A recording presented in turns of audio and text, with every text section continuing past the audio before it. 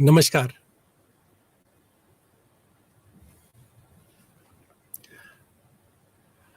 आप सभी का स्वागत है इस चैनल पे। आज हम उच्च शिक्षा की संरचना तथा उसके प्रबंधन विषय पे चर्चा करेंगे। अ, भारत में शिक्षा का इतिहास अत्यंत ही पुराना है।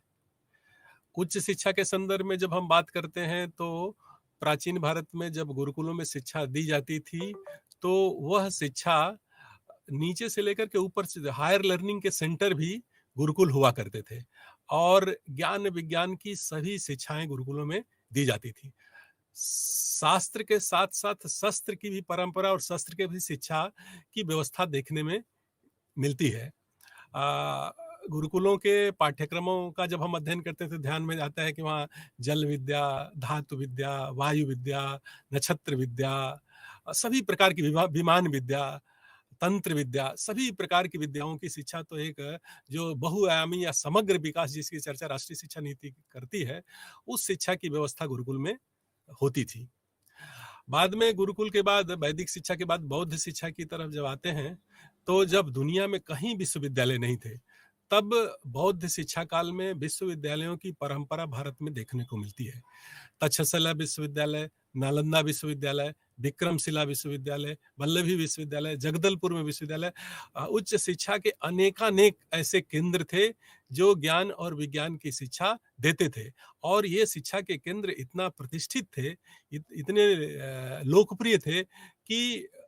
दुनिया के अन्य देशों के विद्यार्थी भारत में जो ज्ञान पिपासु होते थे, वो ज्ञान पिपासा को शांत करने के लिए भारत आते थे और उच्च शिक्षा की इन केंद्रों में अध्ययन करते थे। और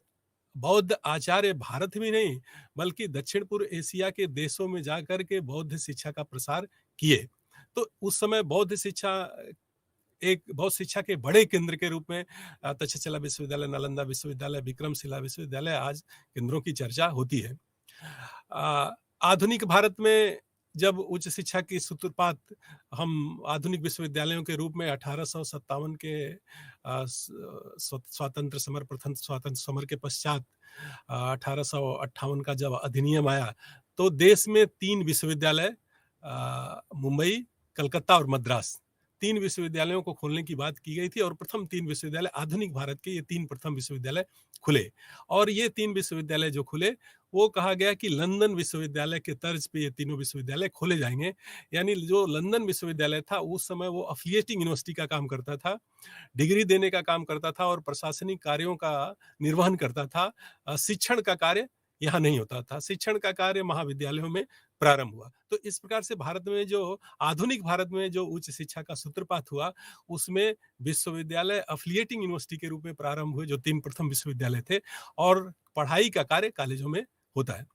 प्राथमिक शिक्षा, माध्यमिक शिक्षा से उच्च शिक्षा थोड़ा इस अर्थ में भिन्न है कि हम कहते हैं कि शिक्षा के 3 कार्य हैं, preservation of knowledge, transmission of knowledge and advancement of knowledge. ज्ञान का संरक्षण, ज्ञान का प्रसार और ज्ञान का विकास, ज्ञान का नॉन, ज्ञान की खोज। तो जो माध्यमिक स्तर है या प्राथमिक स्तर पर उस शिक्षा का दायित्व ज्ञान का प्रसार ज्यादा होता है। मतलब वो सेंटर जो टीचिंग के सेंटर हैं या जो लर्निंग के सेंटर हैं या जो प्राथमिक और माध्यमिक विद्यालय हैं, वो शिक्षा के प्रसार का काम, शिक्षा के हस्तांतरण का, एक पीढ़ी से दूसरे पीढ़ी तक ज्ञान का संचरण कैसे किया जाए, इस दायित्व का निर्वहन अधिकाधिक रूप में करते हैं। लेकिन उच्च शिक्षा का दायित्व इससे थोड़ा भिन्न है। उच्च शिक्षा का दायित्व ज्ञान का संरक्षण और ज्ञान का प्रसार करने के साथ साथ ज्ञान की खोज करना, एडवांसमेंट, जो ज्ञान की विद्यमान सीमा है उस सीमा का सतत विस्तार करना उच्च शिक्षा का बड़ा दायित्व है। और अभी जिस बौद्ध शिक्षा के केंद्रों की मैंने बात की, बौद्ध शिक्षा के जो नालंदा विश्वविद्यालय में 10,000 विद्यार्थी थे, 15,000 शिक्षक थे और पूरी तरह से वो शिक्षा का केंद्र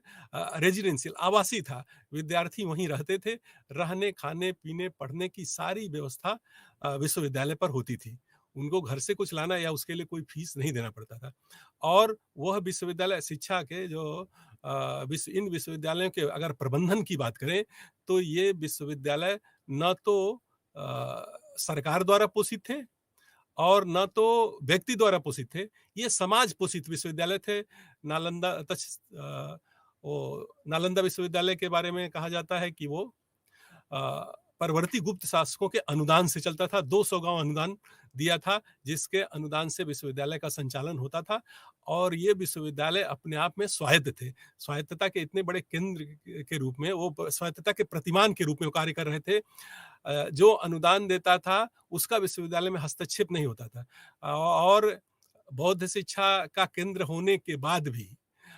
शैव और वैष्णव शासक, जानते हैं कि गुप्त शासक, परवर्ती गुप्त शासक नरसिंह बालादित्य, जिसकी चर्चा होती है कि नरसिंह बालादित्य ने 200 ग्राम अनुदान में दिया था नालंदा विश्वविद्यालय को। और जब वो नालंदा विश्वविद्यालय में प्रधान भिक्षु के रूप में प्रवेश की अनुमति मांगी, तो वहां के तत्कालीन कुलपति ने प्रवेश की अनुमति नहीं दी। उन्होंने कहा कि सामान्य भिक्षु के रूप में आप प्रवेश कर सकते हैं, प्रधान भिक्षु के रूप में आप विश्वविद्यालय में प्रवेश नहीं कर सकते। यानी विश्वविद्यालय जिसके अनुदान से चलता था, वो उसका उसमें हस्तक्षेप नहीं होता था। विश्वविद्यालय की स्वायत्तता इस सीमा तक थी और कोई आग्रह दुराग्रह नहीं। बौद्ध शिक्षा का केंद्र होने के बावजूद भी शैव और वैष्णव शासकों के अनुदान से वो संचालित होता था। तो शिक्षा की इतनी स्वस्थ परंपरा, इतनी उदात्त परंपरा उच्च शिक्षा की भारत में देखने को मिलती है। लेकिन अंग्रेजों के आगमन से के पश्चात भारत में उच्च शिक्षा और स्वतंत्रता के पश्चात भारत में उच्च शिक्षा के प्रसार के लिए बहुत सारे प्रयास हुए। 1947 में जब देश स्वतंत्र हुआ, तो स्वतंत्रता के पश्चात जो पहला आयोग बना, वो उच्च शिक्षा में सुधार के लिए बना। राधाकृष्णन जी की अध्यक्षता में विश्वविद्यालय आयोग, और उसने उच्च शिक्षा में सुधार के लिए कई सुझाव दिए। अभी मैं चर्चा कर रहा था प्राथमिक और माध्यमिक शिक्षा से उच्च शिक्षा कैसे भिन्न है, तो राधाकृष्णन आयोग ने उच्च शिक्षा के उद्देश्य पर प्रकाश डालते हुए कहा कि उच्च शिक्षा का उद्देश्य पिछलग्गू तैयार करना नहीं है, बल्कि उच्च शिक्षा का उद्देश्य विभिन्न क्षेत्रों में, यथा प्रबंध के क्षेत्र में, प्रशासन के क्षेत्र में, शिक्षा के क्षेत्र में, सभी क्षेत्रों में नेतृत्वकर्ता तैयार करना, समाज जीवन में नेतृत्वकर्ता देना, मतलब लीडरशिप की क्वालिटी डेवलप करना उच्च शिक्षा का एक प्रमुख केंद्र है। और दूसरा, जैसा मैंने कहा कि नवोन्मेष, नवाचार को बढ़ावा देना। तीसरा, रचनात्मकता को बढ़ावा देना। सत्य के सर्वोच्च आदर्श का अन्वेषण करना। पंडित जवाहरलाल नेहरू प्रयाग विश्वविद्यालय के दीक्षांत भाषण में उन्होंने कहा कि उच्च शिक्षा का उद्देश्य केवल ज्ञान की खोज करना नहीं, बल्कि सत्य का जो सर्वोच्च आदर्श है, वो विश्वविद्यालयों से मुखरित होना चाहिए, प्रकट होना चाहिए। तो इसलिए विश्वविद्यालय ज्ञान के केवल प्रसार के केंद्र नहीं हुआ करते थे, बल्कि मानवता को उत्कर्ष या ऊंचाई प्रदान करने वाले मूल्यों के जीने के केंद्र के रूप में भी विश्वविद्यालयों की पहचान होनी चाहिए। राधाकृष्णन आयोग ने कहा था कि nations are not chiefly made by traders and politicians, they are made by saint philosophers and artist. राष्ट्र का निर्माण राजनीतिज्ञों से नहीं होता है या व्यापारियों से नहीं होता है, बल्कि राष्ट्र का निर्माण दार्शनिकों से होता है, चिंतकों से होता है, शिक्षकों से होता है। तो उस प्रकार की परंपराएं विश्वविद्यालय से निकलनी चाहिए और विश्वविद्यालय स्वायत्त होने चाहिए। अब विश्वविद्यालय की संरचना, विश्वविद्यालय शिक्षा की या उच्च शिक्षा की संरचना क्या हो, हम जानते हैं कि स्वतंत्रता के पश्चात अभी पूरे देश में कोई यूनिफॉर्म सिस्टम नहीं था या एकीकृत संरचना उच्च शिक्षा की नहीं थी। पहली बार जब राधाकृष्णन आयोग का गठन हुआ, तो राधाकृष्णन आयोग ने भी 10+2+3 के शिक्षा की संरचना की सिफारिश की थी, लेकिन वो लागू नहीं हुआ था। बाद में 52-53 में जब मुदालियर आयोग का गठन हुआ, माध्यमिक शिक्षा आयोग का, तो माध्यमिक शिक्षा आयोग ने भी शिक्षा की संरचना में थोड़ा परिवर्तन करते हुए 8+3+3+ की शिक्षा की अनुशंसा की थी। मतलब 1 से 8 तक स्कूल एजुकेशन, और उसके बाद अपर स्कूल या उच्च विद्यालयी शिक्षा, जिसमें 9, 10, 11 और 12वीं को विश्वविद्यालय शिक्षा से जोड़ करके 3 वर्षीय डिग्री प्रोग्राम की अनुशंसा की थी। कि जो अभी जो डिग्री प्रोग्राम पहले जो था 2 साल का, उसको 12वीं को डिग्री के साथ जोड़ते हुए 3 वर्षीय डिग्री प्रोग्राम की अनुशंसा की थी। बाद में कोठारी कमीशन ने भी उसकी अनुशंसा 10+2+3 की बात कही, लेकिन वो लागू नहीं हुआ। 1986 की राष्ट्रीय शिक्षा नीति में के अनुशंसा के पश्चात पूरे देश में 10+2+3 की शिक्षा लागू हुई, जिसका मतलब 10 तक की स्कूल शिक्षा, 2 साल की सीनियर सेकेंडरी जिसको हम कहते हैं या उच्च माध्यमिक, और उसके बाद 3 वर्ष का 3 इयर्स डिग्री प्रोग्राम। अभी उसके बाद भी 3 वर्षीय डिग्री प्रोग्राम के बाद स्नातकोत्तर की शिक्षा छात्र 2 वर्ष की स्नातकोत्तर की शिक्षा प्राप्त करता है। उसके बाद रिसर्च के क्षेत्र में जाता है, तो रिसर्च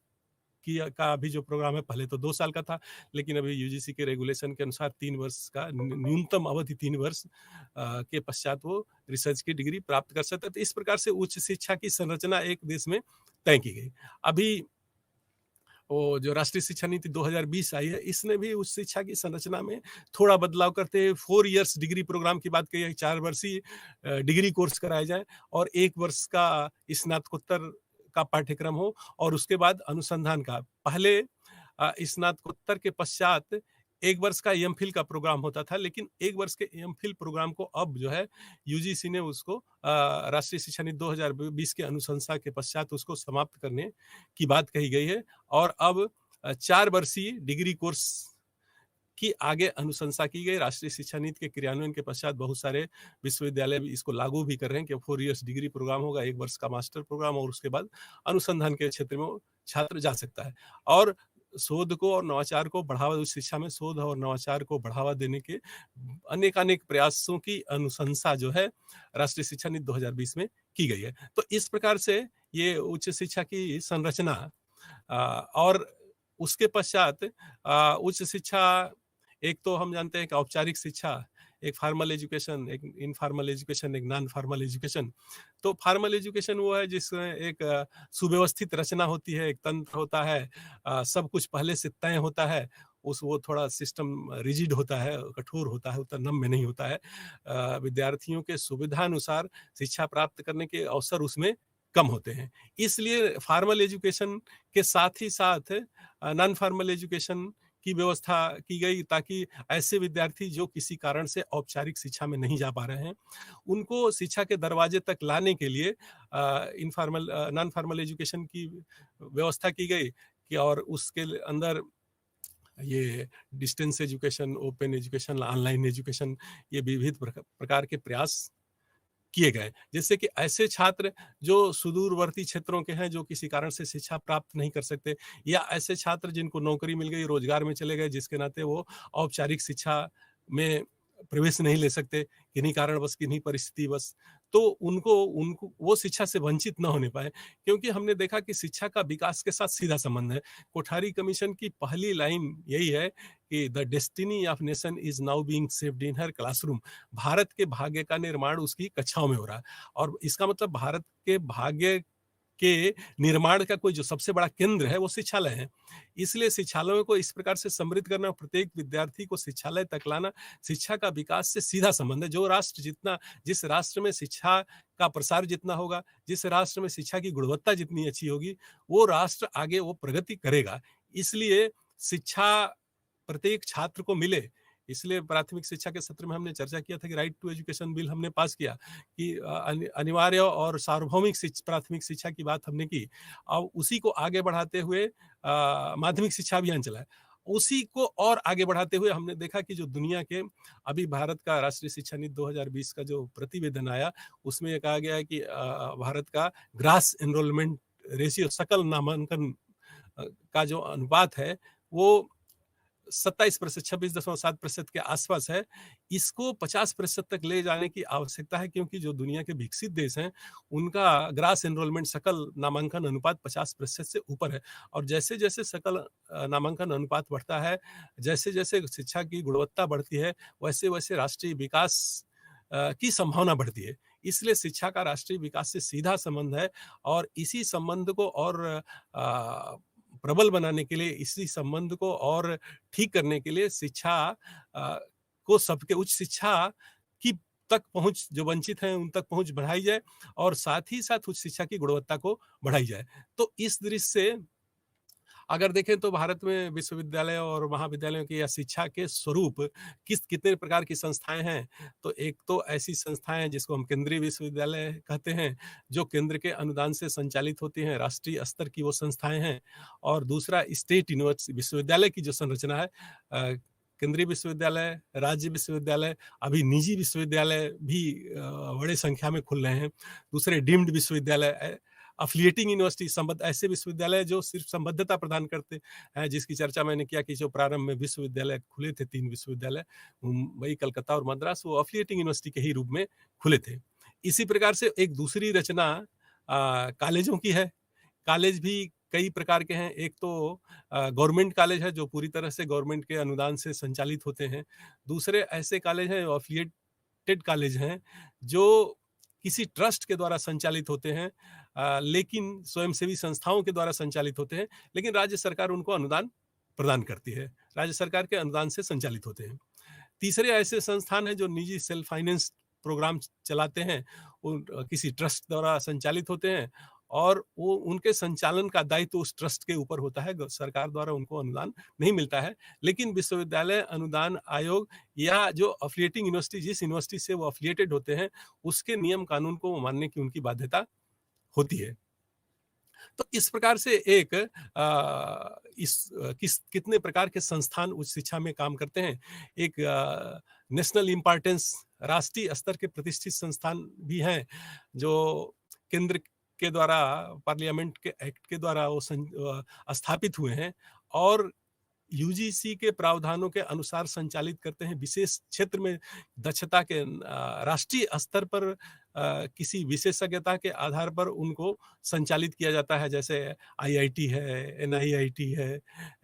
आईआईटी है, ट्रिपल आईटी है। इस तरह के संस्थान हैं जो तकनीकी के क्षेत्र में या किसी विशेष क्षेत्र में विशेष योग्यता के कारण राष्ट्रीय प्रतिष्ठा या राष्ट्रीय महत्व के नाते उन संस्थानों को संचालित किया जाता है और केंद्र सरकार के अनुदान से वो संचालित होते हैं, विशेष अनुदान से संचालित होते हैं। तो इस प्रकार से ये संस्थानों की रचना, देश में उच्च शिक्षा के संस्थानों की ये रचना है। दूसरे फॉर्मल एजुकेशन के साथ साथ ओपन और डिस्टेंस लर्निंग का एक बड़ा योगदान है। जैसा कि हम इग्नू के प्लेटफॉर्म से आज आपके बीच आए हुए हैं, तो उच्च शिक्षा के संचालन का एक बड़ा दायित्व या बड़े केंद्र के रूप में इग्नू की भूमिका दिखाई देती है। एक केंद्र 1982 में पहला आंध्र प्रदेश में ओपन यूनिवर्सिटी की स्थापना हुई। उसके बाद 1985 में इंदिरा गांधी ओपन यूनिवर्सिटी की स्थापना हुई और इंदिरा गांधी ओपन यूनिवर्सिटी की स्थापना के पश्चात आज हमको लगता है कि सबसे बड़े विश्वविद्यालय के रूप में इंदिरा गांधी ओपन यूनिवर्सिटी आपके बीच में काम कर रही है। बड़ी संख्या में एनरोलमेंट के साथ इग्नू ऐसे सुदूरवर्ती छात्रों के शिक्षा की व्यवस्था करता है। ऐसे अपनी मातृभाषा में, स्थानीय भाषाओं में शिक्षा की व्यवस्था करता है, जिससे कि ऐसे छात्र जो किसी कारण से शिक्षा से भाषा के आधार पर या दूरी के आधार पर या किसी अन्य विषमता के आधार पर जो छात्र वंचित है, किसी कारण से उच्च शिक्षा में प्रवेश नहीं या औपचारिक माध्यमों से नहीं जुड़ पा रहे हैं, शिक्षा को इंटरैक्टिव बना करके उनके दरवाजे तक पहुंचाने की व्यवस्था, जिससे कि शिक्षा के अवसर से वो स्वतः को जोड़ सकें और शिक्षा का लाभ उनको मिल सके। क्योंकि बाबा साहब भीमराव अंबेडकर कहते हैं कि शिक्षा ये सामाजिक विषमता को दूर करने का ही साधन, व्यक्तिगत विकास का ही साधन नहीं है, बल्कि सामाजिक विषमता को सोशल इक्वलाइजर के रूप में शिक्षा की भूमिका बड़ी महत्वपूर्ण है। इसलिए इस दृष्टि से भी शिक्षा को प्रत्येक व्यक्ति तक पहुंचाने के लिए इस तरह अनौपचारिक माध्यमों की बड़ी महत्वपूर्ण भूमिका है। अभी तो मूक्स और स्वयं के माध्यम से भी शिक्षा, ऑनलाइन शिक्षा का भी चलन बढ़ा है। उसके माध्यम से बहुत सारे विद्यार्थी जो किसी कारण से औपचारिक माध्यम से नहीं जुड़ पा रहे हैं, इन माध्यमों से जुड़ करके उच्च शिक्षा पूरी कर रहे हैं। अब उच्च शिक्षा के लिए बहुत सारे रेगुलेटरी इंस्टीट्यूशंस बनाए गए हैं, नियामक संस्थान बनाए गए हैं जो उच्च शिक्षा को संचालित करते हैं। अभी मैंने चर्चा की है कि केंद्रीय विश्वविद्यालय, जो ऐसे विश्वविद्यालय जो केंद्र के अनुदान से संचालित होते हैं, पार्लियामेंट के एक्ट के द्वारा उनकी स्थापना हुई होती है और वो केंद्रीय संस्थान के रूप में जाने जाते हैं। दूसरा, राज्य स्तर पर हम जानते हैं कि शिक्षा समवर्ती सूची में है, इसलिए शिक्षा के संचालन का दायित्व तो केंद्र के ऊपर भी है और राज्यों के ऊपर भी है। तो केंद्र अपने संस्थानों को अनुदान देने तथा उनको रेगुलेट करने का काम करती है। राज्य स्तर पर भी अनुदान देने और रेगुलेशन की व्यवस्था की गई है राज्य स्तरीय संस्थानों के लिए। जैसे केंद्रीय विश्वविद्यालय, उसी तरह से राज्य स्तर पर राज्य सरकारों ने अपने विधान सभाओं में एक्ट ला करके और राज्य विश्वविद्यालयों की स्थापना की है। इसी प्रकार से निजी विश्वविद्यालय की भी स्थापना हुई है। यूजीसी ने ऐसे संस्थान जो अच्छा परफॉर्म कर रहे हैं, जिनकी गुणवत्ता अच्छी हुई है, उनको एकेडमिक ऑटोनॉमी या अकादमिक स्वायत्तता प्रदान करने के लिए डीम्ड यूनिवर्सिटी के रूप में एक नए प्रकार का विश्वविद्यालय डीम्ड यूनिवर्सिटी भी है। तो इस प्रकार से गवर्नमेंट कॉलेज हैं, स्वायत्त कॉलेज, ऐसे कॉलेज जो बड़े कॉलेज हैं, जिनकी गुणवत्ता अच्छी है, लेकिन अ, अकादमिक स्वायत्तता न होने के कारण वो आगे उतना अच्छा परफॉर्मेंस नहीं दे पा रहे हैं, आगे उतनी अच्छा काम नहीं कर रहे हैं। इसलिए ज़्यादा से ज़्यादा एकेडमिक ऑटोनॉमी देने के लिए ऑटोनोमस कॉलेजों को स्वायत्तता देने की भी बात कही गई। और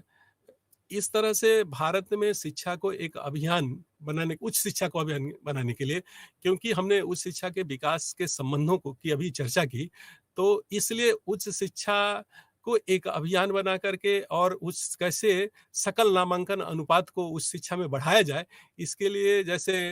प्राथमिक स्तर पर सर्व शिक्षा का अभियान चलाया गया, माध्यमिक स्तर पर माध्यमिक शिक्षा अभियान चलाया गया। इसी प्रकार से उच्च शिक्षा में नामांकन को बढ़ाने के लिए रूसा राष्ट्रीय उच्चतर शिक्षा अभियान का संचालन किया गया। और राष्ट्रीय उच्चतर शिक्षा अभियान के संचालन के पीछे जो बड़ा या उसका उद्देश्य था, शिक्षा की गुणवत्ता बढ़ाना, शिक्षा में नवाचार को प्रोत्साहित देना, उच्च शिक्षा के संस्थानों की स्वायत्तता को बढ़ाना, उच्च शिक्षा के संस्थानों में इंफ्रास्ट्रक्चरल फैकल्टी या जो अधोसंरचनात्मक विकास है, उस विकास के द्वारा शिक्षा को ज़्यादा से ज़्यादा स्वायत्त और शिक्षा के गुणवत्ता को बढ़ाना। उच्च शिक्षा राष्ट्रीय उच्चतर शिक्षा अभियान या रूसा के माध्यम से ऐसे महाविद्यालय जिनमें क्षमता थी, उनको प्रमोट करके स्वायत्त महाविद्यालयों के रूप में रूपांतरित करना, क्लस्टर यूनिवर्सिटी कॉलेजों को क्लस्टर यूनिवर्सिटी के रूप में विकसित करके और उनको ज़्यादा से ज़्यादा एकेडमिक ऑटोनॉमी प्रदान किया जाए, इसकी भी व्यवस्था की गई। Model college, government model college, नए गवर्नमेंट मॉडल कॉलेज भी खोलने की बात की गई और खुले भी, और कुछ ऐसे कॉलेज जिसमें क्षमता थी, उनको मॉडल कॉलेज के रूप में विकसित करने का प्रयास किया गया। विश्वविद्यालयों में शोध की विश्वविद्यालयों और महाविद्यालयों में शोध की प्रवृत्ति बढ़े, इसलिए शोध के लिए अलग से अनुदान, तकनीकी सुविधा, आपने देखा है कि तकनीकी की शिक्षा में भूमिका लगातार बढ़ रही है। शिक्षा को कैसे इंटरैक्टिव बनाया जाए, शिक्षा को कैसे ज़्यादा से ज़्यादा आनंददायक प्रक्रिया के रूप में परिवर्तित किया जाए, सहज और स्वाभाविक प्रक्रिया के रूप में परिवर्तित किया, छात्रों की रुचि के अनुसार कैसे उसको ज़्यादा आकर्षक बनाया जाए, इसलिए इंफॉर्मेशन एंड टेक्नोलॉजी की, सूचना एवं तकनीकी की भूमिका शिक्षा के क्षेत्र में बढ़ी है। इसलिए शिक्षण संस्थानों को तकनीकी सुविधाओं से जोड़ते हुए, शिक्षण संस्थाओं की अधोसंरचना का विकास करते हुए, शिक्षण संस्थानों में मानवीय शिक्षकों के रिक्त पदों को भरते हुए, और जो शिक्षक पहले से कार्य कर रहे हैं उनके प्रशिक्षण की, उनके प्रोफेशनल, उनकी व्यावसायिक अभिवृद्धि करते हुए उनकी क्षमता का विस्तार किया जाए, जिससे कि उच्च शिक्षा के प्रति छात्रों का नामांकन बढ़े। उच्च शिक्षा, इसलिए उच्च शिक्षा का अभियान चलाया गया। तो इस प्रकार से हमने देखा कि उच्च शिक्षा की संरचना क्या है, उच्च शिक्षा का प्रबंधन क्या है, और उच्च शिक्षा को में नामांकन को के अनुपात को बढ़ाने के लिए सरकार ने क्या-क्या प्रयास किए। कुछ नियामक संस्थाओं की भी रचना हुई, जो केंद्र सरकार द्वारा संचालित संस्थाएँ हैं, उसमें केंद्र सरकार का जो शिक्षा विभाग है, वो शिक्षा विभाग भी नीतियों का निर्धारण केंद्रीय संस्थानों के लिए करता है। साथ ही साथ उच्च शिक्षा के संस्थानों को नियमित करने के लिए, नियंत्रित करने के लिए, रेगुलेट करने के लिए, उनको अनुदान प्रदान करने के लिए, उच्च शिक्षा की गुणवत्ता को बढ़ाने के लिए विश्वविद्यालय अनुदान आयोग की स्थापना की। विश्वविद्यालय अनुदान आयोग की स्थापना 1953 में अधिनियम के द्वारा किया गया, और 1956 से ये पूरी तरह से ये ब्रिटेन राधाकृष्णन कमीशन की जो प्रतिवेदन आया था, उस राधाकृष्णन कमीशन के प्रतिवेदन के आधार पर ब्रिटेन में यूजीसी था, यूनिवर्सिटी ग्रांट कमेटी। तो यूनिवर्सिटी ग्रांट कमेटी के ही पैटर्न पे, उसी के तर्ज पर भारत में यूनिवर्सिटी ग्रांट कमीशन, विश्वविद्यालय अनुदान आयोग की स्थापना की जाए। उसकी अनुशंसा के पश्चात 53 में विश्वविद्यालय अनुदान आयोग ने काम करना, मतलब ये पास हुआ और 56 से काम करना शुरू किया। तो विश्वविद्यालय अनुदान आयोग का कार्य उच्च शिक्षा का नियमन करना, उच्च शिक्षा के विभिन्न संस्थानों में समन्वय स्थापित करना, उच्च शिक्षा में शिक्षकों की अर्हता के लिए पैरामीटर्स या क्राइटेरिया तय करना, उच्च शिक्षा के संस्थानों को एफिलिएशन प्रदान करना, उच्च शिक्षा में शिक्षकों के नियुक्ति की अर्हताएँ क्या हों, ये सारी बातों को लेके उच्च शिक्षा के नियमन की एक बड़ी एजेंसी के रूप में विश्वविद्यालय अनुदान आयोग की भूमिका को हम लोग देखते हैं। आवश्यकता अनुसार विश्वविद्यालय अनुदान ने करिकुलम फ्रेमवर्क के माध्यम से भी उच्च शिक्षा में क्या पढ़ाया जाए, कैसे पढ़ाया जाए, इस प्रकार उच्च शिक्षा में शोध और नवाचार को कैसे प्रोत्साहित किया जाए, इसलिए फेलोशिप की भी व्यवस्था, उच्च शिक्षा में छात्रों के फेलोशिप की व्यवस्था, शिक्षकों के प्रोफेशनल डेवलपमेंट के लिए एकेडमिक स्टाफ कॉलेज आजकल जो HRDC human resource development centre की भी स्थापना की कि शिक्षकों के सतत व्यावसायिक विकास के लिए शिक्षकों के सतत को कैसे प्रशिक्षित किया जाए, उच्च शिक्षा में की जो नवीन प्रवृत्तियां हैं या उच्च शिक्षा में जो नया ज्ञान है, उन नए ज्ञान से शिक्षकों को कैसे जोड़ा जाए, शिक्षकों को कैसे अपडेट किया जाए, तथा पढ़ने और पढ़ाने की जो नवीनतम पद्धतियां हैं, उन पद्धतियों से शिक्षकों को सतत विकसित कैसे किया जाए, शिक्षकों को कैसे जोड़ा जाए। इसलिए एचआरडीसी सेंटर की इस दृष्टि से भी यूजीसी की भूमिका महत्वपूर्ण है। तो उच्च शिक्षा की गुणवत्ता को बढ़ाने की दृष्टि से, उच्च शिक्षा की गुणवत्ता के मापन की दृष्टि से नैक एक स्वायत्त संस्था के रूप में, यूजीसी के एक स्वायत्त संस्था के रूप में नैक की भी स्थापना की। नैक का कार्य उच्च शिक्षा के संस्थानों की गुणवत्ता का मूल्यांकन करना। 1993 में 1993 में 94 में नैक का गठन हुआ और national assessment and accreditation council, राष्ट्रीय मूल्यांकन एवं प्रत्यायन परिषद, तो उच्च शिक्षा के जो संस्थान हैं उनके गुणवत्ता के मापन के लिए नैक नामक एक स्वायत्त संस्था की स्थापना विश्वविद्यालय अनुदान आयोग के द्वारा की गई, जिसका ऑफिस मुख्यालय बंगलौर में है। ये नैक उच्च शिक्षा के संस्थानों की गुणवत्ता का मापन करता है और उस गुणवत्ता के मापन के आधार पर A++, A+, A, B++, B+, B, C, इस प्रकार एक उसकी ग्रेडिंग सिस्टम है, जिसके आधार पर कौन संस्था A++ ग्रेड की है, कौन संस्था A+ ग्रेड की है, कौन संस्था A ग्रेड की है, उसकी एक ग्रेडिंग पद्धति है। वो ग्रेड देने का काम करता है, जो उसके क्वालिटी पैरामीटर्स हैं और उसके 7 क्राइटेरिया है नैक के मूल्यांकन के। पहला जो क्राइटेरिया है वो पाठ्यक्रम से संबंधित है कि किस प्रकार का पाठ्यक्रम उच्च शिक्षा के संस्थानों के द्वारा पढ़ाया जाता है। जो पाठ्यक्रम पढ़ाया जा रहा है वो पाठ्यक्रम समाज के लिए कितना उपयोगी है, विद्यार्थी के विकास के लिए कितना उपयोगी है, राष्ट्रीय और सामाजिक आकांक्षाओं की पूर्ति के दृष्टि से वो कितना महत्वपूर्ण है, उनमें कौशलात्मक विकास की दृष्टि से वो पाठ्यक्रम कितना महत्वपूर्ण है, पाठ्यक्रम समग्र विकास करने में सक्षम है कि नहीं। तो इस प्रकार से पाठ्यक्रम की गुणवत्ता का मापन करने के लिए वो पहली क्राइटेरिया है। दूसरी क्राइटेरिया शिक्षण और अधिगम की, क्योंकि ये कहा जाता है कि शिक्षा की गुणवत्ता निर्भर करती है शिक्षक की गुणवत्ता पर और शिक्षक की गुणवत्ता उसके शिक्षण की गुणवत्ता पर। तो इसलिए शिक्षण और अधिगम की प्रक्रिया जितनी अच्छी होगी, जितनी प्रभावपूर्ण होगी, शिक्षा की गुणवत्ता उतनी अच्छी होगी। इसलिए दूसरा जो नैक का क्राइटेरिया है गुणवत्ता का, वो शिक्षण और अधिगम है। तीसरा वो कहता है कि ये research consultancy and extension services, शोध, प्रसार और कंसल्टेंसी की दृष्टि से विश्वविद्यालय, हमने अभी कहा कि विश्वविद्यालय अन्य शिक्षा के माध्यमिक शिक्षा से विश्वविद्यालय शिक्षा इसलिए भिन्न है कि विश्वविद्यालय का कार्य शिक्षण के साथ साथ शोध का भी है, नवाचार का भी है। शोध को कैसे समाज के साथ जोड़ा जाए, जो लैब की एक्टिविटी है उसको लैंड तक कैसे पहुंचाया जाए, तो इस भूमिका को, शोध अनुसंधान को समाज तक पहुंचाना और समाज के विषयों को अनुसंधान के लिए लाना, इसलिए समाज और के साथ शिक्षण संस्थानों की भूमिका को कैसे व्यापक बनाया जाए, कैसे जोड़ा जाए, तो इसलिए शोध, प्रसार और कंसल्टेंसी, ये नैक ने इसको भी एक प्रमुख पैरामीटर के रूप में लिया। और वो चौथा जो है इंफ्रास्ट्रक्चर, हम कहते हैं कि शिक्षा की गुणवत्ता, शिक्षा की गुणवत्ता पर तो निर्भर करती है, लेकिन आजकल जैसे आईटी की भूमिका बढ़ी है, इंफॉर्मेशन टेक्नोलॉजी की भूमिका बढ़ी है, अधोसंरचना की भूमिका है, इसलिए शिक्षालय भौतिक रूप से कितना सुविधा संपन्न है, क्योंकि भौतिक सुविधाओं की भी शिक्षा की प्रक्रिया में महत्वपूर्ण भूमिका है। इसलिए लर्निंग रिसोर्सेज जैसे लाइब्रेरी की सुविधाएं हैं, वाचनालय की सुविधाएं हैं, स्पोर्ट्स की एक्टिविटी महाविद्यालय में कैसी हैं, प्रयोगशाला कैसा है, इस दृष्टियों से शिक्षण ये भी शिक्षा की गुणवत्ता को निर्धारित करते हैं। इसलिए ये भी एक महत्वपूर्ण क्राइटेरिया नैक ने गुणवत्ता का माना है। इसी प्रकार से वो स्टूडेंट सपोर्ट सिस्टम, छात्रों को का जो सपोर्टिव मैकेनिज्म है उसको सुविधा प्रदान करने वाली चीजें हैं, जैसे एनएसएस है, एनसीसी है, लाइब्रेरी है, या इस तरह की जो एक्टिविटी हैं, या छात्रवृत्ति है, ये सुविधाएं, वाचनालय है, शौचालय है, ये सब सुविधाएं, ड्रिंकिंग वाटर फैसिलिटी है, ये कितना अच्छा है वहाँ, इस आधार पर भी, और कितना वो उसको सुविधाएं मिल रही हैं, करियर काउंसलिंग का, गाइडेंस का, कोचिंग का, इस प्रकार की व्यवस्थाएं छात्रों को कैसे क्लासरूम एक्टिविटीज के अलावा कैसे उसको मिल रही हैं उसके समग्र विकास के लिए, ये भी एक क्राइटेरिया है। दूसरा, वो प्रबंधन का, नेतृत्व का, ये महत्वपूर्ण है कि जो सुविधाएं हैं वो प्रबंधन कैसा है, और जितना अच्छा प्रबंधन रहेगा उतनी सुविधाओं का लाभ छात्र उठाएंगे। जितना अच्छा प्रबंधन होगा उतना अच्छा प्रोफेशनल डेवलपमेंट टीचर का होगा। इसलिए ये भी इसको भी नेक ने एक महत्वपूर्ण क्राइटेरिया के रूप में स्वीकार किया है। साथ ही साथ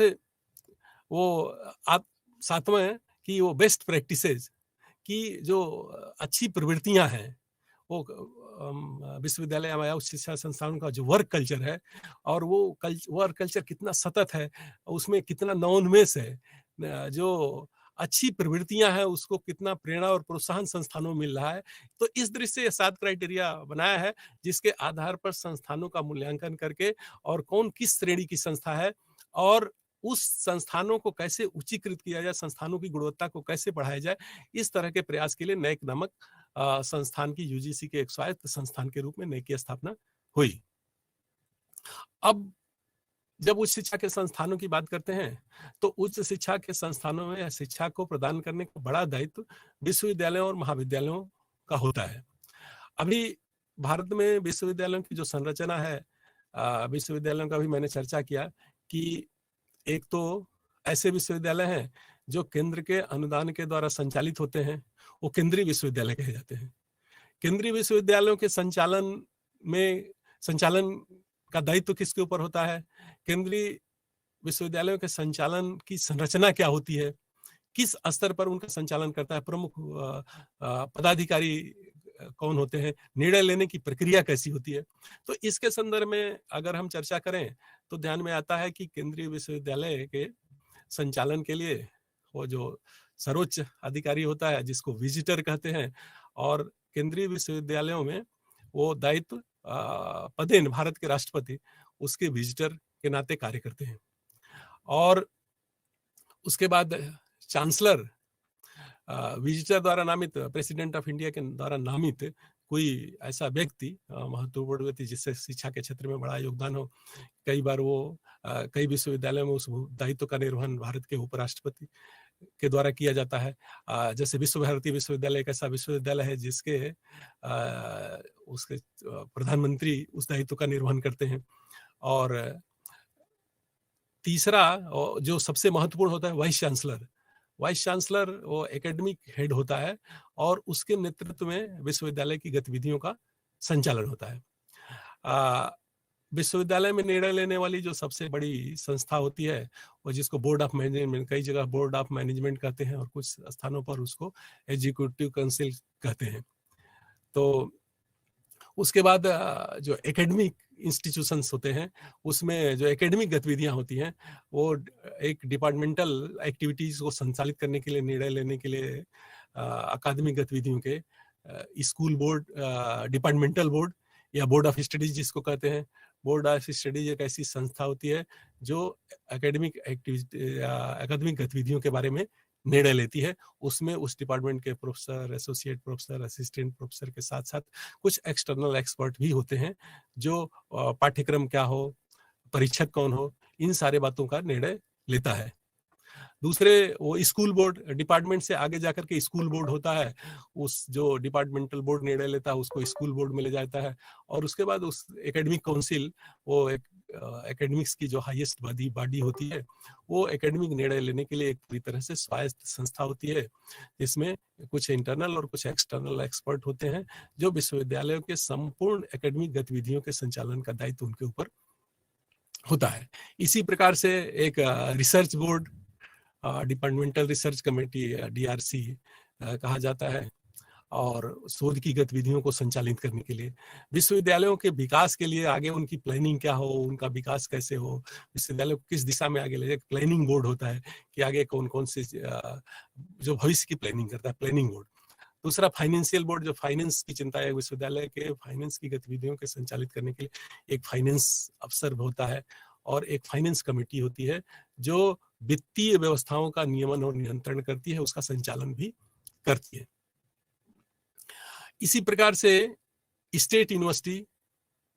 जो दूसरी संरचना है, जो राज्य विश्वविद्यालय है, जो केंद्रीय विश्वविद्यालय, मैंने पहले चर्चा की है कि वो पार्लियामेंट के एक्ट के द्वारा पास होते हैं। और विश्वविद्यालयों की जो विशिष्टता है, वो विश्वविद्यालय स्वायत्त होते हैं। इसीलिए सरकार के उससे एक्ट के द्वारा संचालित होने के बाद वो शैक्षिक रूप से अकादमिक गतिविधियों के लिए उन्हें पूरी स्वायत्तता होती है अपनी गतिविधियों का संचालन करने के लिए। केंद्रीय विश्वविद्यालय की भांति राज्य विश्वविद्यालय ऐसे विश्वविद्यालय जो राज्य की विधानसभाओं के द्वारा जिनका गठन हुआ हो, जो संचालित हुए हो, और वो उसमें जो सर्वोच्च अधिकारी होता है वो चांसलर होता है। जैसे हमने बताया कि केंद्रीय विश्वविद्यालय में प्रेसिडेंट ऑफ इंडिया उसके विजिटर होते हैं, उसी प्रकार से राज्य विश्वविद्यालय में जो चांसलर होता है वो उत्तर प्रदेश के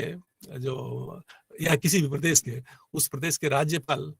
उस विश्वविद्यालय के चांसलर की भूमिका अधिकांश में निर्वहन कई जगह, जैसे अभी कुछ राज्यों ने, पश्चिम बंगाल ने किया कि नहीं, उस भूमिका में मुख्यमंत्री उस भूमिका में रहेंगे। तो फिर वाइस चांसलर जो एकेडमिक हेड होता है या एग्जीक्यूटिव हेड होता है, जिस विश्वविद्यालयों के संचालन का दायित्व जिसके ऊपर होता है, तो वो एकेडमिक से आता है, शिक्षा जगत का कोई प्रतिष्ठित व्यक्ति, और वाइस चांसलर की नियुक्ति चांसलर के द्वारा की जाती है। और उसके सहयोग के लिए वो बोर्ड ऑफ मैनेजमेंट, जैसे सेंट्रल यूनिवर्सिटी में बोर्ड ऑफ मैनेजमेंट होता है, उसी तरह से स्टेट यूनिवर्सिटी में बोर्ड ऑफ मैनेजमेंट या एग्जीक्यूटिव काउंसिल निर्णय लेने वाली सर्वोच्च संस्था होती है, जिसका अध्यक्ष वाइस चांसलर होता है। वाइस चांसलर के सहयोग के लिए जो रजिस्ट्रार होते हैं, फाइनेंस अफसर होते हैं, वित्तीय गतिविधियों का संचालन फाइनेंस अफसर के द्वारा किया जाता है। जो प्रशासनिक गतिविधियां हैं उनका संचालन का दायित्व रजिस्ट्रार के या कुल सचिव के ऊपर होता है। इसी प्रकार से केंद्रीय विश्वविद्यालयों की बात, राज्य विश्वविद्यालयों में भी जो डिपार्टमेंट होते हैं, डिपार्टमेंट की शैक्षिक गतिविधियों, अकादमिक गतिविधियों के संचालन के लिए ये डिपार्टमेंटल बोर्ड होता है या बोर्ड ऑफ स्टडीज जिसको कहते हैं। इसके बाद फैकल्टी बोर्ड, कई जगह उसको स्कूल बोर्ड कहते हैं। कई डिपार्टमेंट मिल करके, जैसे science faculty, arts faculty, commerce faculty, education faculty, वाणिज्य संकाय, शिक्षा संकाय, कला संकाय, तो ये संकाय जो एक जैसे विषय, जैसे समाज शास्त्र, राजनीति शास्त्र, मनोविज्ञान, भूगोल, ऐसे विषय जो कला संकाय से संबंधित है, वो कला एक क्लस्टर बना करके, एक यूनिट बना करके एक संकाय बना दिया गया, जो समान प्रवृत्ति के, समान नेचर के जो विषय हैं। तो वो संकाय के अंदर जो एक संकाय में कई विभाग होते हैं, और वो संकाय प्रमुख, जिसको संकाय अध्यक्ष या डीन फैकल्टी कहा जाता है, उसका, और विभाग का अध्यक्ष विभागाध्यक्ष, संकाय का अध्यक्ष संकाय अध्यक्ष, और उसके ऊपर कुलपति, एकेडमिक हेड। तो इस प्रकार से विश्वविद्यालयों की संरचना होती है और विश्वविद्यालय में निर्णय लेने की प्रक्रिया तय होती है। एक तीसरा विश्वविद्यालय, हमने चर्चा किया आपसे कि डीम्ड विश्वविद्यालय, ऐसे शिक्षा के केंद्र, उच्च शिक्षा के केंद्र जिनको लगता है कि एकेडमिक जो किसी ट्रस्ट द्वारा संचालित होते थे, लेकिन लगता है कि वो शिक्षा के क्षेत्र में उनका योगदान अच्छा है और उनको अगर ऑटोनॉमी दी जाए तो वो अच्छा काम कर सकते हैं, इसलिए वो डीम्ड यूनिवर्सिटी के रूप में उनको मान्यता यूजीसी के द्वारा दी जाती है। और इसी प्रकार से आजकल बड़ी संख्या में निजी विश्वविद्यालय, ऐसे विश्वविद्यालय जो किसी ट्रस्ट के द्वारा संचालित होते हैं, यूजीसी के द्वारा उनको भी मान्यता दी जाती है। सरकार के या विश्वविद्यालय अनुदान आयोग के जो नियम है, जो नीतियां हैं या जो रेगुलेशंस हैं, उसको मानना निजी विश्वविद्यालय की भी बाध्यता होती है। लेकिन वो अपने वित्तीय व्यवस्था के लिए स्वायत्त होते हैं, वो अपने फीस को तय करने के लिए, यद्यपि समय समय पर गवर्नमेंट उस फीस को रेगुलेट करती है, यूजीसी उसको फीस को रेगुलेट करती है, उसके लिए गाइडलाइन जारी करती है, लेकिन वित्तीय व्यवस्थाओं के लिए ये जो निजी संस्थान हैं वो अपने ऊपर निर्भर होते हैं, सरकार द्वारा उन्हें अनुदान प्राप्त नहीं होता। इसी प्रकार से जो कॉलेजों की रचना है, कॉलेजों की रचना में बड़ी संख्या में हमने बताया कि अभी 1000 के करीब विश्वविद्यालय और 40,000 के आसपास महाविद्यालय हैं। तो 40,000 महाविद्यालय हैं, उन महाविद्यालयों में भी कई तरह के, एक तो ऐसे महाविद्यालय हैं जो राज्य सरकार द्वारा वित्त पोषित भी होते हैं और राज्य सरकार द्वारा संचालित होते हैं, उनको राजकीय महाविद्यालय कहते हैं, जिसको आप गवर्नमेंट कॉलेज कहते हैं। दूसरा, ऐसे संस्थान जो किसी ट्रस्ट द्वारा, जो किसी बोर्ड द्वारा या किसी एनजीओ द्वारा स्थापित किए गए हैं, लेकिन बाद में सरकार ने उन्हें अनुदान देना प्रारंभ किया। सरकार के अनुदान से वो चलते हैं, लेकिन जिनका संचालन किसी ट्रस्ट के द्वारा, निजी ट्रस्ट के द्वारा किया जाता है। ऐसे कॉलेज जो एडेड कॉलेज, सहायता प्राप्त कॉलेज कहे जाते हैं। कुछ कॉलेज ऐसे हैं जो सहायता प्राप्त तो हैं, किसी ट्रस्ट के द्वारा संचालित हैं, लेकिन उनमें संभावनाएं ज्यादा थी, शिक्षा की गुणवत्ता अच्छी थी, तो उनको ऑटोनमस कॉलेज, वो विश्वविद्यालय से एफिलिएशन तो उनको होता है, लेकिन डिग्री ग्रांटिंग एजेंसी के लिए, डिग्री देने के लिए स्वायत्त, जैसे डिग्री देने का काम अब तक विश्वविद्यालय का, लेकिन स्वायत्त कॉलेज अपना डिग्री देते हैं, अपना पाठ्यक्रम बनाते हैं, अपना उनकी बोर्ड ऑफ स्टडीज होती है, इसलिए उनको एकेडमिक ऑटोनॉमी देते हैं, और एकेडमिक ऑटोनॉमी को देते हुए उनको क्वालिटी को बढ़ाने का एक अवसर दिया जाता है, और ऐसे कॉलेजों को स्वायत्त कॉलेज कहा जाता है। फिर एक अलग प्रकार का, आजकल उनकी संख्या काफी बढ़ी है, और सेल्फ फाइनेंस कॉलेज, ये जो निजी कॉलेज में ऐसे कॉलेज जो किसी ट्रस्ट द्वारा संचालित होते हैं, सरकार द्वारा वित्त प्राप्त नहीं होते हैं, जबकि उत्तर प्रदेश सरकार या केंद्र सरकार या विश्वविद्यालय अनुदान आयोग की नीतियों का पालन करना, उसके नॉर्म्स, उसके जो रेगुलेशंस हैं, उसको फॉलो करते हुए संचालित करने का जो दायित्व, संचालित करने की जिम्मेदारी का वहन करते हैं, वैसे कॉलेज सेल्फ फाइनेंस कॉलेज या निजी स्ववित्त पोषित कॉलेज या निजी कॉलेज कहलाते हैं। तो इस प्रकार से ये, और जो निजी कॉलेज हैं, जो गवर्नमेंट कॉलेज हैं, उनके संचालन का दायित्व तो उच्च शिक्षा विभाग, उस प्रांत के उच्च शिक्षा विभाग का होता है। उसका प्राचार्य, उसका एकेडमिक हेड होता है, और उत्तर प्रदेश का निदेशालय होता है, जो उस निदेशक उच्च शिक्षा या जो डिप्टी डायरेक्टर या रीजनल हायर एजुकेशन अफसर, वो उसको कंट्रोल करते हैं, रेगुलेट करते हैं। इसी प्रकार से जो अफिलिएटेड कॉलेज हैं, उसमें सरकार अनुदान तो देती है, लेकिन संचालन का दायित्व तो उसको प्रबंधन समिति को होते हैं, बोर्ड ऑफ मैनेजमेंट या कमेटी ऑफ मैनेजमेंट। वो कमेटी ऑफ मैनेजमेंट उनके जो एजुकेशन का या प्रबंधन का काम करती है, लेकिन एकेडमिक हेड वहाँ का भी वो प्राचार्य होता है। और इसी प्रकार से वहाँ जो शिक्षक होते हैं, शिक्षकों की नियुक्ति, जो स्ववित्त पोषित कॉलेज होते हैं, उनकी नियुक्ति तो उस कॉलेज के प्रबंधक, प्राचार्य, विश्वविद्यालय के प्रतिनिधि और उच्च शिक्षा के प्रतिनिधि, रीजनल हायर एजुकेशन अफसर या वो जो है वाइस चांसलर के नॉमिनी या उस सब्जेक्ट के एक्सपर्ट, कमेटी ऑफ मैनेजमेंट के प्रेसिडेंट या सेक्रेटरी और प्रिंसिपल, इस प्रकार की एक कमेटी गठित होती है जो शिक्षकों की और प्राचार्य की नियुक्ति करती है। लेकिन जो एडेड कॉलेज हैं या जो गवर्नमेंट कॉलेज हैं, उनकी नियुक्ति हायर एजुकेशन कमीशन या पब्लिक सर्विस कमीशन के द्वारा होती है। इसी प्रकार से अब इसकी संरचना पे अगर ध्यान दें तो यहाँ भी जैसे केंद्र में हमने कहा कि केंद्र सरकार ने ओपन सिस्टम या डिस्टेंस एजुकेशन या शिक्षा के प्रसार को बढ़ाने के लिए, या ऐसे छात्र जो किसी कारण से शिक्षा के अवसर से वंचित हैं, उनको शिक्षा के अवसर उपलब्ध कराने के लिए जिस प्रकार से केंद्र ने इंदिरा गांधी मुक्त विश्वविद्यालय की स्थापना की, उसी प्रकार से राज्य सरकारों ने भी अपने राज्य के लिए मुक्त विश्वविद्यालय की स्थापना की। ऐसे विश्वविद्यालय जो उस राज्य के छात्रों को जो किसी कारण से शिक्षा की पहुंच से बाहर हैं, उस राज्य की भाषा में उस भाषा में उस राज्य की आवश्यकताओं के अनुसार पाठ्यक्रम बना करके और शिक्षा देने का काम करते हैं। जैसे उत्तर प्रदेश में राजेश टंडन विश्वविद्यालय है, मध्य प्रदेश में भोज विश्वविद्यालय है। अधिकांश राज्यों ने राज्य स्तर पर ओपन डिस्टेंस सेंटर के रूप में मुक्त विश्वविद्यालयों की स्थापना की है।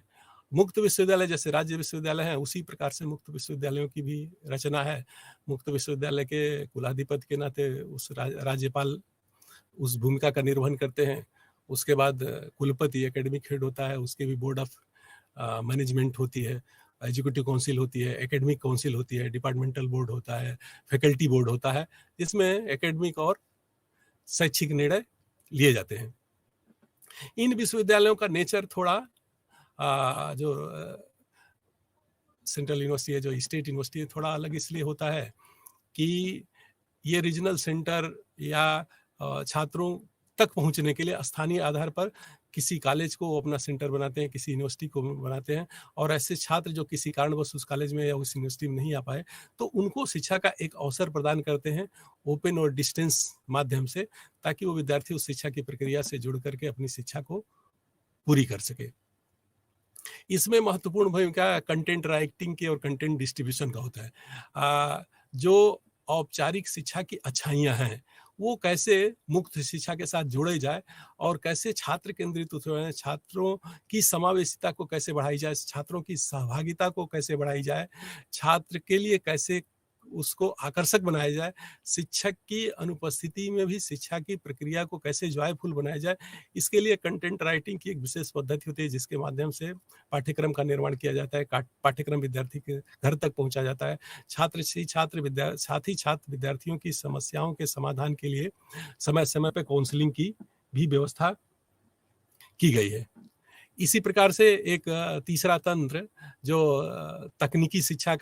तकनीकी और व्यावसायिक शिक्षा का, तो तकनीकी और व्यावसायिक शिक्षा में एक तो तकनीकी और व्यावसायिक शिक्षा में इंजीनियरिंग कॉलेज हैं तकनीकी शिक्षा के लिए, प्रबंधन शिक्षा के लिए मैनेजमेंट के जो इंस्टीट्यूशंस हैं। और हमने देखा कि स्वतंत्रता के पहले भी हमने ये महसूस किया कि तकनीकी और प्रबंधन किसी देश के विकास में ज्ञान के साथ साथ कौशल की महत्वपूर्ण भूमिका है, और शिक्षा को कैसे कौशल से जोड़ा जाए, छात्र को कैसे स्वावलंबी बनाया जाए कौशल के साथ जोड़ करके। इसलिए आर्थिक विकास की प्रक्रिया को गतिशील बनाने के लिए, शिक्षा को उत्पादकता से जोड़ने के लिए, शिक्षा को तकनीकी से जोड़ने के लिए तकनीकी शिक्षा की आवश्यकता स्वतंत्रता के पहले से महसूस की गई थी। और 1945 में ही इसको रेगुलेट करने के लिए AICT, all India council for technical education, AICT का गठन हुआ। और बाद में 86 की राष्ट्रीय शिक्षा नीति के पश्चात 87 में इसको एक रेगुलेटरी स्टैट्यूटरी बॉडी के रूप में मान्यता दी गई। तो एक नियामक संस्था के रूप में AICT जैसे सामान्य संस्थानों का नियमन विश्वविद्यालय अनुदान आयोग के द्वारा किया जाता है, उसी तरह से तकनीकी और प्रबंधन शिक्षा का नियमन AICT के द्वारा किया जाता है। अब जो तकनीकी शिक्षा है, एक तो इंजीनियरिंग कॉलेज है, इंजीनियरिंग कॉलेज या इंजीनियरिंग विश्वविद्यालय, जिसमें तकनीकी शिक्षा स्नातक स्तर की या बीटेक और एमटेक की शिक्षा दी जाती है। दूसरा प्रबंधन, और ये तकनीकी विश्वविद्यालय जैसे यहाँ प्रत्येक राज्य में एक तकनीकी विश्वविद्यालय है, उसके अलावा जो उसको रेगुलेट करता है, साथ ही साथ और भी जो अच्छे इंस्टीट्यूशंस हैं अभी उनको भी विश्वविद्यालय के रूप में मान्यता दी गई है। साथ ही साथ कॉलेजों जैसे विश्वविद्यालय की रचना है, विश्वविद्यालय और महाविद्यालय, उसी तरह से विश्वविद्यालय और महाविद्यालय, तकनीकी विश्वविद्यालय और तकनीकी महाविद्यालय, जिसमें स्नातक और परास्नातक पोस्ट ग्रेजुएशन जैसे बीटेक और एमटेक की पढ़ाई होती है। इसी प्रकार से प्रबंधन के क्षेत्र में, मैनेजमेंट के क्षेत्र में तकनीकी संस्थानों से में प्रबंधन की पढ़ाई होती है, उसमें भी जिसको MBA कहते हैं,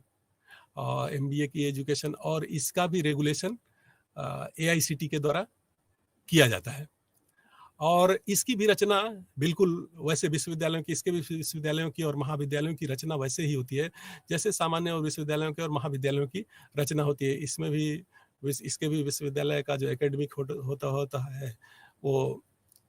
जो सर्वोच्च अधिकारी होता है वो चांसलर होता है, और उस राज्य के राज्यपाल चांसलर की भूमिका का निर्वहन करते हैं। इसमें भी वाइस चांसलर होता है जो एकेडमिक और एडमिनिस्ट्रेटिव हेड के रूप में उसका संचालन करता है। उसके सह प्रशासनिक दायित्वों के संचालन के लिए रजिस्ट्रार या कुल सचिव की नियुक्ति की जाती है।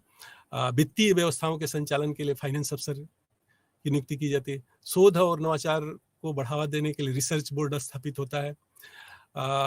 भविष्योन्मुखी शिक्षा को भविष्य की आवश्यकताओं को ध्यान में रखते हुए संस्थान के विकास के लिए प्लानिंग बोर्ड का गठन यहाँ भी किया जाता है। तो इस प्रकार से करीब करीब शिक्षा की संरचना वही सी ही होती है जैसे कि राज्य विश्वविद्यालयों की या महाविद्यालयों की। पूरी तरह से वित्त पोषित तकनीकी संस्थान कॉलेज भी हैं और ऐसे कॉलेज भी हैं निजी कॉलेज या सेल्फ फाइनेंस कॉलेज यहाँ भी तकनीकी संस्थान में भी हैं जो पढ़ने और पढ़ाने का तथा डिग्री देने का काम कर रहे हैं। इसी प्रकार से राष्ट्रीय स्तर पर कुछ नेशनल इंपॉर्टेंस के इंस्टीट्यूशंस जैसे हमने चर्चा किया कि जो केंद्र सरकार द्वारा संचालित होते हैं, जैसे आईआईटी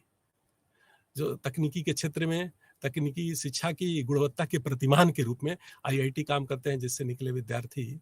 देश के विभिन्न क्षेत्रों में अपना बड़ा योगदान दे रहे हैं और शिक्षा की गुणवत्ता की दृष्टि से भी आईआईटी उच्च शिक्षा के क्षेत्र में प्रतिमान के रूप में काम करते हैं। इसीलिए इंडियन इंस्टीट्यूट ऑफ टेक्नोलॉजी, इसी प्रकार से ट्रिपल आईटी, वो भी तकनीकी शिक्षा के एक महत्वपूर्ण राष्ट्रीय संस्थान के रूप में काम करते हैं। एनआईटी भी तकनीकी शिक्षा के क्षेत्र में एक महत्वपूर्ण संस्थान के रूप में काम करते हैं। तो इसलिए ऐसे संस्थान जो राष्ट्रीय दृष्टि से महत्वपूर्ण है, विशेष राज्य केंद्र सरकार के विशेष अनुदान के द्वारा संचालित होते हैं और इन संस्थानों की देश के टेक्नोलॉजिकल डेवलपमेंट में, इस कौशल के विकास में इन संस्थानों की बड़ी महत्वपूर्ण भूमिका रही है। और इसी तरह से जिस प्रकार से तकनीकी शिक्षा है, उस प्रबंधन शिक्षा है, उसी प्रकार से चिकित्सा शिक्षा के लिए, चिकित्सा शिक्षा को रेगुलेट करने के लिए medical council, MCI medical council of India, उसकी रेगुलेटरी बॉडी है। इसी प्रकार से उसमें भी स्नातक पाठ्यक्रम और परास्नातक पाठ्यक्रम, एमबीबीएस और एमडी, जो तो बैचलर की जो डिग्री है वो एमबीबीएस है और एमडी मास्टर डिग्री, उसमें भी फिर डायरेक्टरेट की डिग्री छात्र प्राप्त करता है। और इसी प्रकार से उसको रेगुलेट करने के लिए जो मेडिकल काउंसिल ऑफ इंडिया है, मेडिकल काउंसिल ऑफ इंडिया उसके प्रोफेशनल शिक्षकों के प्रोफेशनल डेवलपमेंट के लिए, उसके स्टैंडर्ड सेटिंग के लिए, उसके नॉर्म्स को सेट करता है और प्रोफेशनल एथिक्स को सेट करता है और इस प्रकार से पूरे सिस्टम को, चिकित्सा शिक्षा को रेगुलेट करने का काम करता है। 1919 में एमसीआई का नाम बदल करके एनएमसी, नेशनल मेडिकल कमीशन का गठन किया। अब उस कमीशन को रेगुलेट करने के, अभी जो राष्ट्रीय शिक्षा नीति आई है, राष्ट्रीय शिक्षा नीति में यूजीसी जो रेगुलेटरी बॉडी है, अलग अलग, जैसे सामान्य शिक्षा को रेगुलेट करने के लिए यूजीसी, तकनीकी शिक्षा को रेगुलेट करने के लिए एआईसीटी, मेडिकल शिक्षा को रेगुलेट करने के लिए एमसीआई, एनएमसी का गठन किया गया। अब उसको एक छतरी के नीचे, एक छत के नीचे लाने और परस्पर कोऑर्डिनेशन को बढ़ाने के लिए HECI, higher education commission of India के गठन की सिफारिश की गई है और उम्मीद है कि जल्दी higher education commission of India का गठन हो जाएगा। और ये सारा, लेकिन उसमें अभी जो कहा गया है कि ये मेडिकल उससे बाहर होगा। तो इस प्रकार से चिकित्सा शिक्षा की रचना हम देखते हैं। साथ ही साथ कृषि शिक्षा के लिए आईसीएआर, इंडियन कृषि शिक्षा परिषद, भारतीय कृषि शिक्षा परिषद, तो वो उसको रेगुलेट करता है। कृषि शिक्षा में भी बिल्कुल उसी तरह का पाठ्यक्रम, कृषि शिक्षा के विश्वविद्यालय, उसको भी कृषि शिक्षा को संचालित करने के कृषि विश्वविद्यालय काम करते हैं। केंद्र स्तर पर, राज्य स्तर पर भी कृषि शिक्षा को स्नातक और स्नातकोत्तर स्तर पर देने के लिए महाविद्यालयों की, कृषि महाविद्यालयों की भी स्थापना हुई है और इनकी भी संरचना वैसे ही है विश्वविद्यालयों की, जैसे सामान्य विश्वविद्यालयों की संरचना है। उसमें भी chancellor, vice chancellor, educative council, academic council, वो डीआरसी, वो पूरी रचना होती है। इसी प्रकार से वो डेंटल काउंसिल ऑफ इंडिया जो उसको रेगुलेट करती है, इसी प्रकार से रिहैबिलिटेशन काउंसिल ऑफ इंडिया, ऐसे छात्र जो किसी कारण से दिव्यांग छात्र या किसी कारण से शिक्षा के दायरे से नहीं पहुंच पाते हैं, जो वंचित समूह है, उनको शिक्षा करने के लिए, शिक्षा देने के लिए आरसीआई की स्थापना हुई है। तो इस प्रकार से ये जो मैकेनिज्म है, जो विशेष शिक्षा या सामान्य शिक्षा से अलग जो शिक्षा है, चाहे तकनीकी की शिक्षा है, मैनेजमेंट की शिक्षा है, चिकित्सा की शिक्षा है, कृषि शिक्षा है, या वो फार्मेसी की शिक्षा है, इन शिक्षाओं को रेगुलेट करने के लिए, उन शिक्षाओं के संचालन करने के लिए, उनके प्रबंधन के लिए अलग अलग संस्थान स्थापित किए गए हैं जो उस दिशा में कार्य करते हैं। अब एक ऐसी शिक्षा का एक ऐसा तंत्र जिसकी चर्चा मैंने पहले किया कि उच्च शिक्षा में शिक्षा देने का कार्य एक बड़े समूह को ओपन और डिस्टेंस लर्निंग के माध्यम से होता है। पिछले सत्र में मैंने चर्चा किया था कि जो डिस्टेंस लर्निंग है, ये एक प्रकार शिक्षा का एक मोड है, दूरस्थ शिक्षा जिसके माध्यम से छात्र प्राप्त करता है। लेकिन जो ओपन लर्निंग है वो एक अपॉर्चुनिटी है, एक नया अवसर छात्र को देता है, और जिसके एक बड़े केंद्र के रूप में, केंद्रीय संस्थान के रूप में इग्नू की मैंने चर्चा किया। और ये दूरस्थ ओपन डिस्टेंस लर्निंग ने उच्च शिक्षा के क्षेत्र में महत्वपूर्ण भूमिका का निर्वहन किया है। अभी ज्ञान के प्रसार, उच्च शिक्षा की जो दिशा है वो ज़्यादा ज्ञानात्मक है, लेकिन उच्च शिक्षा को ज़्यादा से ज़्यादा कौशल ओरिएंटेड बनाने के लिए ये ओपन एंड डिस्टेंस लर्निंग की भूमिका बहुत महत्वपूर्ण दिखाई देती है। अभी हमने इस क्षेत्र में उस ओपन डिस्टेंस लर्निंग की, दूरस्थ और मुक्त शिक्षा की विशेषताएं क्या है, क्यों छात्रों के आकर्षण का ये केंद्र बना है, या छात्र ज़्यादा से ज़्यादा इससे क्यों जुड़ रहे हैं, या छात्रों के लिए किस प्रकार से एक नए अवसर के रूप में ये केंद्र काम कर रहे हैं। एक तो ये ऐसे छात्र जो किसी कारण से शिक्षा नहीं प्राप्त करें, शिक्षा के का जो विषमतापोषी वातावरण है, उस विषमतापोषी वातावरण को दूर करते हुए समतामूलक बनाने का, जैसे जेंडर के आधार पर जो इनइक्वालिटी है, क्षेत्र के आधार पर जो इनइक्वालिटी है, या आर्थिक आधार पर जो इनइक्वालिटी है, उस इनइक्वालिटी को इक्वलाइजर के रूप में ये ओपन डिस्टेंस लर्निंग सेंटर काम करते हैं। क्योंकि कोई ऐसा क्षेत्र है जो बहुत दुर्गम क्षेत्र है, जहाँ विद्यार्थी औपचारिक शिक्षा के केंद्र नहीं है, या वहाँ सीधे प्रवेश नहीं पा सकता, तो उसके लिए उस क्षेत्र के उस विद्यार्थी के लिए एक अवसर है कि ओपन एजुकेशन के माध्यम से, डिस्टेंस एजुकेशन के माध्यम से जुड़ करके अपनी भाषा में शिक्षा प्राप्त कर सकता है, आकर्षक शिक्षा प्राप्त कर सकता है, अनुभवी शिक्षकों के द्वारा शिक्षा प्राप्त करता है। ये शिक्षा ज़्यादा फ्लेक्सिबल होती है, लचीली होती है। विद्यार्थी अपनी सुविधा के अनुसार, विद्यार्थी अपने समय के अनुसार, विद्यार्थी अपनी रुचियों के अनुसार बहुत सारी फ्लेक्सिबिलिटी के साथ ये शिक्षा प्राप्त करता है। दूसरा, ये कास्ट इफेक्टिव भी है। ये कीमत भारत जैसे देश में, जहाँ की एक बड़ी विशाल जनसंख्या है, उस जनसंख्या तक प्रत्येक छात्र की उच्च शिक्षा की पहुंच बढ़ाने के लिए ओपन डिस्टेंस लर्निंग मोड एक बड़े अवसर के रूप में हम देखते हैं, और ये छात्रों तक पहुंचने का एक बहुत सशक्त माध्यम है। यहाँ और ये ज़्यादा लोकप्रिय इसलिए भी हुआ कि ये ज़्यादा इंटरैक्टिव, या ज़्यादा आकर्षक, या ज़्यादा जो है छात्र केंद्रित इसको बना करके छात्रों तक इसकी पहुंच को बढ़ाने का लगातार प्रयास हुआ है, और अभी वर्षों में देखें तो लगातार ये पॉपुलर हो रहा है। अब तो एक डिग्री छात्र मतलब फॉर्मल एजुकेशन से, उसी के साथ साथ एक दूसरी डिग्री ओपन डिस्टेंस लर्निंग से प्राप्त कर सकता है, और ऐसे पाठ्यक्रम बहुत ही नए विद्यार्थियों की रुचियों के अनुसार, उनकी आवश्यकताओं के अनुसार शिक्षा की व्यवस्था की दिशा में एक बड़ा प्रयोग हुआ है। जैसे हमने चर्चा किया कि ओपन डिस्टेंस लर्निंग के सेंटर के रूप में इग्नू केंद्रीय संस्थान के रूप में पूरे देश में विश्व के एक बड़े केंद्र के रूप में काम कर रहा है। इसी प्रकार से राज्य स्तर पर भी उस वंचित समूह तक शिक्षा की पहुंच बढ़ाने के लिए, राज्य में उच्च शिक्षा के नामांकन को बढ़ाने के लिए, उच्च शिक्षा की गुणवत्तापूर्ण उच्च शिक्षा की पहुंच बढ़ाने के लिए, छात्रों की रुचियों के अनुसार, उसके स्वभाव के अनुसार शिक्षा की पहुंच बनाने के लिए, जो भाषा की बाध्यता है उसको दूर करते हुए उसकी भाषा में शिक्षा देने के लिए, विद्यार्थी की पहुंच बढ़ाने के लिए, या जो ज्ञान के साथ-साथ कौशल की शिक्षा, प्रोफेशनल डेवलपमेंट के लिए या स्किल डेवलपमेंट के केंद्र के रूप में भी अब ये शिक्षालय महत्वपूर्ण भूमिका का काम कर रहे हैं। तो इस प्रकार से छात्रों का एक शिक्षा की उच्च शिक्षा का जो पूरा तंत्र है, वो तंत्र एक तो औपचारिक शिक्षा और औपचारिक शिक्षा में एक सामान्य शिक्षा, जिसमें जो जनरल यूनिवर्सिटी हैं, सेंट्रल यूनिवर्सिटी हैं, स्टेट यूनिवर्सिटी हैं या जो कॉलेजेस हैं, उसके साथ ही साथ कौशल के विकास के लिए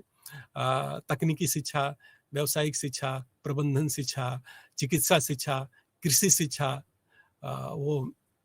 फार्मेसी की शिक्षा और इस ऐसे छात्र जो किसी कारण से या किसी विशेष परिस्थिति में या किसी विशेष अवसर की तलाश में, उनके लिए विशेष प्रकार की शिक्षा की व्यवस्था की गई। साथ ही साथ जो छात्र किसी कारण से